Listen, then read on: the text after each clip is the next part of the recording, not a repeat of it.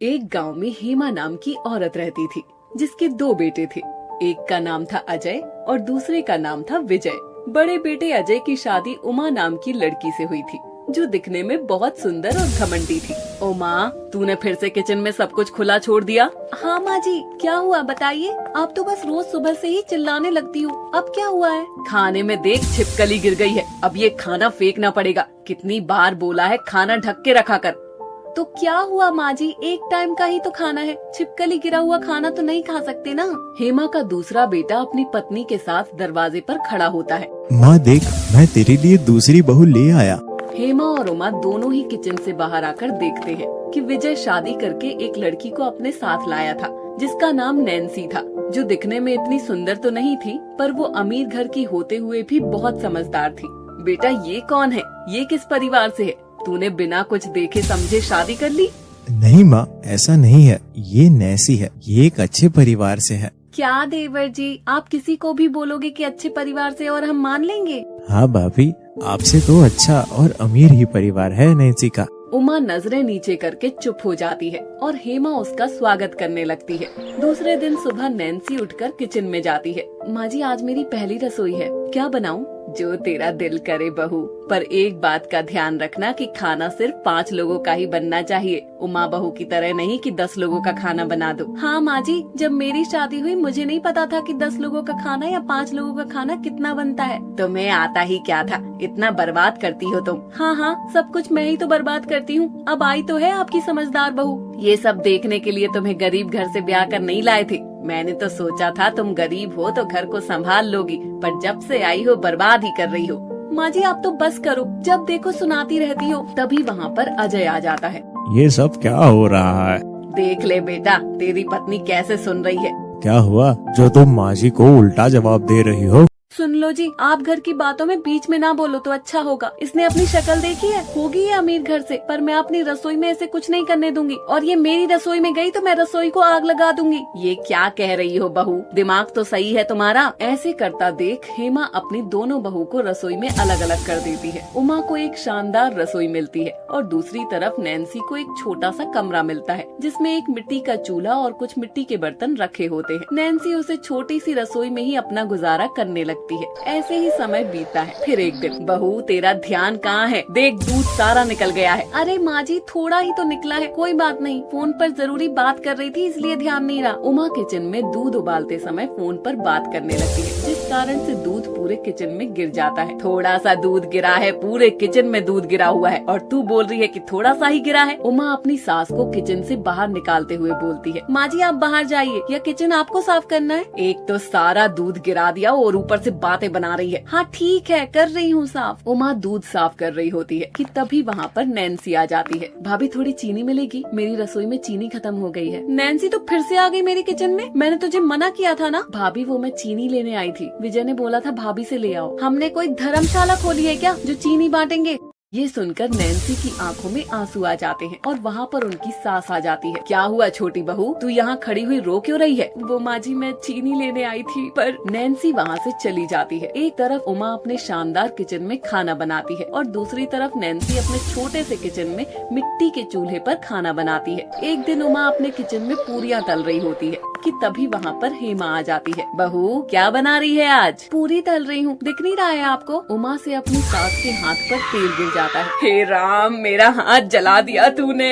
ऐसा बोलकर हेमा चिल्लाने लगती है कि तभी वहाँ पर नैन्सी आ जाती है। क्या हुआ माँ जी, आप ठीक तो हैं? बेटा, मेरा हाथ जल गया। उमा, ये तूने जानबूझकर जलाया है ना? नहीं माँ, आप गलत समझ रही हैं। मैं ऐसा क्यों करूँगी? माँ जी आप चलिए यहाँ से, मैं आपके हाथ पर कुछ लगा देती हूँ। चल बहू, वरना ये तो मुझे पूरा ही जला देगी। मैं ऐसा क्यों करूँगी माँ, इतनी भी बुरी नहीं हूँ मैं। जानती हूँ मैं तू कैसी है। नैन्सी हेमा को लेकर वहाँ से चली जाती है और हेमा के हाथ पर दवा लगाने लगती है। हेमा नैन्सी से बोलती है, बहू तू जानती है कि ये उमा कितने गरीब घर से है। वो तो ये बहुत सुंदर थी, इसलिए हम इसकी सुंदरता को देखकर अंधे हो गए थे और हमने कुछ नहीं देखा, वरना ऐसी घमंडी लड़की को तो हम अपने घर की बहू कभी न बनाते। माँ जी, ये भाभी से गलती से हुआ है, वो जानबूझकर क्यों ऐसा करेंगी? बेटा, तू अभी जानती नहीं है इसको। जब ये पहली पहली बार रसोई में गई थी ना, जब से ही ये पागल हो गई है। इतनी शानदार रसोई देकर अपने घर पर तो कभी ऐसा देखा नहीं ना। माँ जी ऐसे मत बोलिए, भाभी ने सुन लिया तो उन्हें बुरा लगेगा। उमा दरवाजे के बाहर खड़ी हुई सब सुन रही थी। ये सुनकर उमा को बुरा लगता है और वो रोने लगती है। फिर वो अपनी सास से माफी मांगती है और अपनी देवरानी से भी। फिर उमा नैन्सी का स्वागत करती है। आओ नैन्सी, तुम्हारा इस घर में स्वागत है और मेरे किचन में भी। फिर वो दोनों एक ही रसोई में काम करती हैं और खुशहाल जिंदगी बिताती हैं।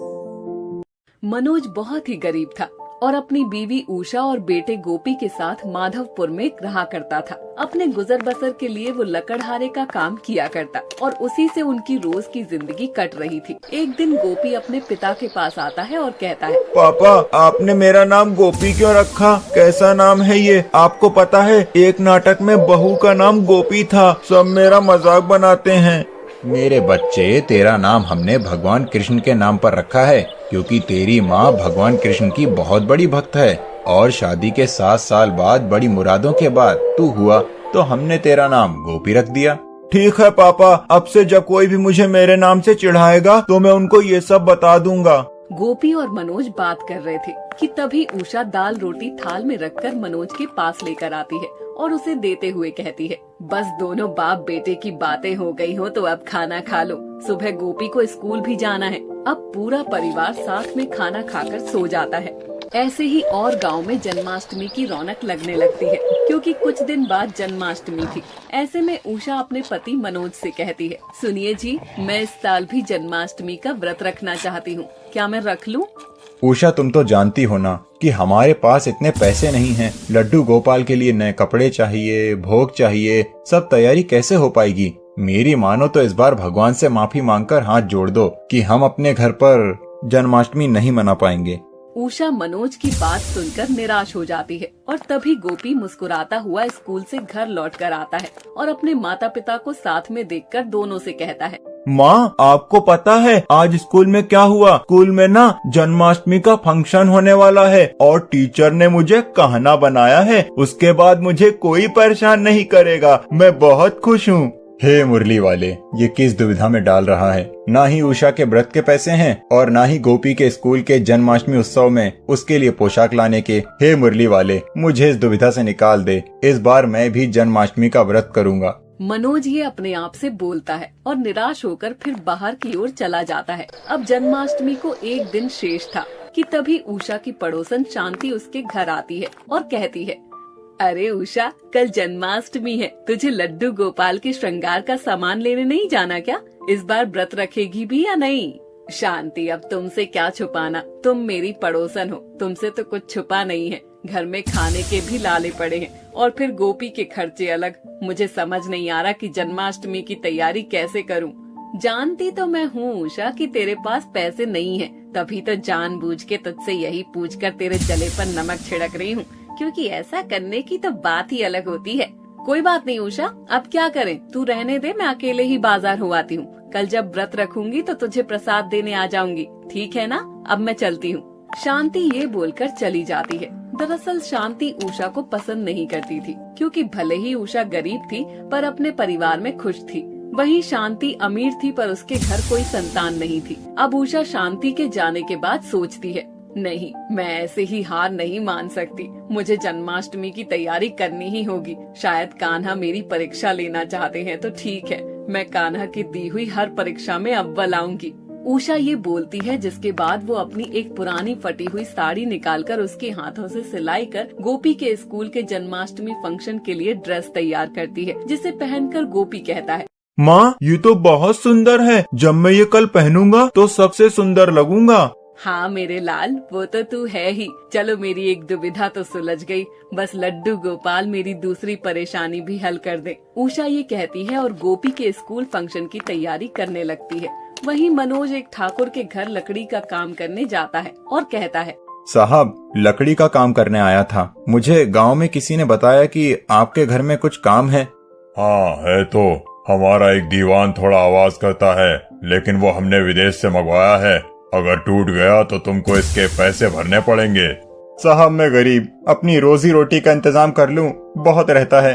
गांव में भटक भटक कर तो मैं काम मांगता हूँ, एक दुकान तक नहीं है मेरी। मैं कहाँ से हर्जाना भरूंगा? तो फिर जा यहाँ से, मेरे मुंह मत लग। मैंने तेरी जिंदगी के कलेश सुनने के पैसे नहीं लिए, समझा तू? नहीं नहीं साहब, मुझे काम की जरूरत है। मैं आपका दीवान ठीक कर दूंगा और हर्जाना हुआ तो भी भर दूंगा। ठाकुर ये सुनकर मनोज को दीवान दिखाता है और मनोज को वहाँ छोड़ देता है, जिसके बाद मनोज कहता है, अगर गोपी और उषा के लिए पैसे चाहिए तो डर मत मनोज, मेहनत कर। मनोज ये कहकर अपना हथौड़ा और कील निकालकर अपना काम शुरू कर देता है, जिसके बाद वो कई घंटों की मेहनत के बाद दीवान को ठीक करके ठाकुर के पास आकर कहता है, साहब आपका दीवान ठीक हो गया। वाह वाह, बहुत अच्छे। ये लो 500 रुपए तुम्हारी आज की मेहनत के। शुक्रिया साहब, लेकिन आप बुरा न माने तो एक बात कहूँ? हाँ बोलो, क्या हुआ? साहब आपको उस दीवान को फेंक देना चाहिए। उसकी लकड़ी कमजोर हो रही है, वो कभी भी टूट सकता है और आपको चोट आ सकती है। तेरा दिमाग खराब हो गया है क्या? विलायत से मंगवाया हमने वो दीवान और तू बोल रहा है टूट जाएगा। ओ, मैं सब समझ गया। ये इसीलिए बोल रहा है ताकि मैं तुझे नया दीवान बनाने का काम दे दूं। अरे नहीं नहीं साहब, मैं लकड़ी का कारीगर हूँ, लेकिन धोखेबाज और झूठा नहीं हूँ। ये दीवान कमजोर है, इसीलिए आपको बता रहा हूँ। सब समझता हूँ मैं, कोई पैसे नहीं मिलेंगे तुझे। चल निकल, धोखेबाज कहीं का। ठाकुर ये बोलकर मनोज से पैसे छीनकर उससे निकाल देता है और मनोज घर आकर रोते हुए अपनी बीवी उषा से कहता है, मुझे माफ कर दो उषा, मैं तुम्हारी इच्छा पूरी नहीं कर पाया। कहीं से भी पैसे का इंतजाम नहीं हुआ। कोई बात नहीं जी, आपने कोशिश की यही बहुत है। शायद कान्हा को कुछ और ही मंजूर होगा, पर आप फिक्र मत करो। मैंने गोपी के स्कूल फंक्शन में ड्रेस का इंतजाम कर दिया है और रही बात मेरी, तो मैं जन्माष्टमी का व्रत कर लूंगी। बाकी जो उस ऊपर वाले की मर्जी। मनोज और उषा ये बोलकर सो जाते हैं और उषा अगले दिन लड्डू गोपाल की एक मिट्टी की प्रतिमा बनाती है और उसके आगे सुबह सुबह हाथ जोड़कर कहती है, हे कृष्ण मुरारी, तेरे ये भक्त तेरे लिए व्रत कर रही है। हमारे परिवार की सब समस्या को हर लीजिए। उषा ये कहती है और पूरे दिन सच्ची श्रद्धा से व्रत करती है। और कोई काम ना होने की वजह से मनोज भी घर था और उसने सुबह से कुछ नहीं खाया था कि तभी उनके घर ठाकुर आता है और मनोज उसे देखकर कहता है, साहब आप मेरे घर, सब ठीक तो है ना? मुझसे कोई गलती हुई क्या? नहीं नहीं मनोज, गलती तो मुझसे हुई है जो हमने तुम्हारी बात नहीं सुनी। मेरी माँ उस दीवान पर लेटी और वो टूट गया। हमको तुम्हारी बात सुन लेनी चाहिए थी, इसीलिए हम तुमको तुम्हारी मेहनत के पैसे वापस करने आए हैं और हम एक लकड़ी का कारोबार शुरू करना चाहते हैं, जिसके लिए हमको तुम्हारी जरूरत होगी। क्या तुम हमारे साथ काम करोगे? साहब आपका बहुत बहुत शुक्रिया, आपने तो हमारे परिवार की सब समस्या ही हल कर दी। ठाकुर ये बोलकर चला जाता है, जिसके बाद गोपी भी खुशी खुशी घर आता है क्योंकि उसके स्कूल के फंक्शन में उसने बहुत अच्छा परफॉर्म किया था। जिसके बाद मनोज और उषा ठाकुर के दिए पैसों से लड्डू गोपाल के लिए मक्खन, साज श्रृंगार और सामान बहुत कुछ लेकर आते हैं और ये देखकर उषा की पड़ोसन शांति जल भुन जाती है। इन गरीबों के पास जन्माष्टमी की तैयारी के पैसे कहाँ से आए? खैर कोई नहीं, मेरा क्या, मेरे घर से तो नहीं लिए ना। मनोज भी सुबह से भूखा था, वो भी जन्माष्टमी का व्रत करता है और ठीक रात को 12 बजे उषा और मनोज कृष्ण जी की मूर्ति के आगे हाथ जोड़कर उनका शुक्रिया करते हैं। अब मनोज भी उषा के साथ हर साल जन्माष्टमी का व्रत करता, क्योंकि उन्होंने उनकी जिंदगी की सब मुसीबतों को हर लिया था और कई परेशानियों के बाद भी गरीब की जन्माष्टमी सकुशल मन गई थी।